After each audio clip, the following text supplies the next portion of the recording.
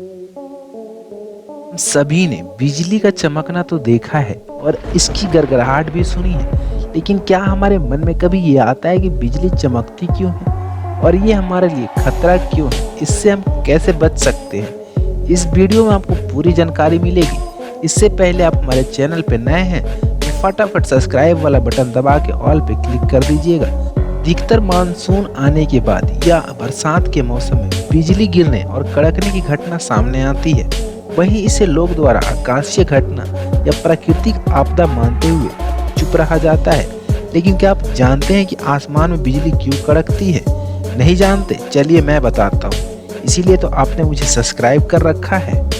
जब आसमान में अपोजिट एनर्जी यानी हवा और बादल जब भी एक दूसरे के विपरीत होते हैं तो वो आपस में टकराते हैं और उनके टकराने से घर्षण के कारण बिजली पैदा होती है। रही बात पृथ्वी पर बिजली गिरने की, तो जब कभी बिजली उत्पन्न होता है तो वो कंडक्टर की तलाश में रहता है और आसमान में कोई कंडक्टर ना होने के कारण बिजली पृथ्वी की तरफ खींची चली आती है, जो बहुत ही नुकसानदायक होता है।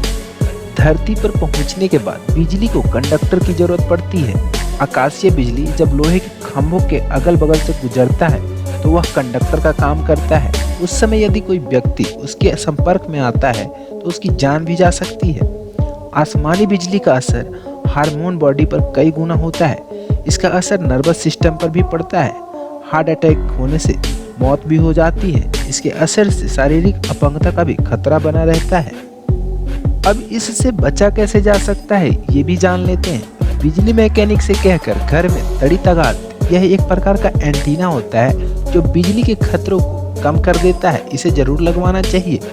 आंधी में टीवी, रेडियो, कंप्यूटर इन सब को बंद ही रखना चाहिए। इसके दौरान मोबाइल यूज करने से बचना चाहिए।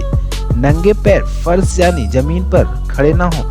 बिजली उपकरणों से दूर रहें। पेड़ के नीचे या खुले मैदान में जाने से बचें। आकाशीय बिजली का तापमान सूर्य के ऊपरी सतह से भी ज्यादा होता है। यह मिलीसेकंड से भी कम समय के लिए ठहरता है। यदि बिजली किसी व्यक्ति पर गिरता है तो उसका सबसे ज्यादा असर उसके सिर, गले और कंधे पर होता है और बिजली का असर महिलाओं से ज्यादा पुरुषों में देखी जाती है। बिजली गिरने के अधिक संभावना दोपहर में होती है। इसको लेकर कई अफवाहें भी हैं। गोबर पर गिरने से गोबर सोना हो जाता है। मकान पर गिरने से छत की सरिया अष्ट धातु की हो जाती है।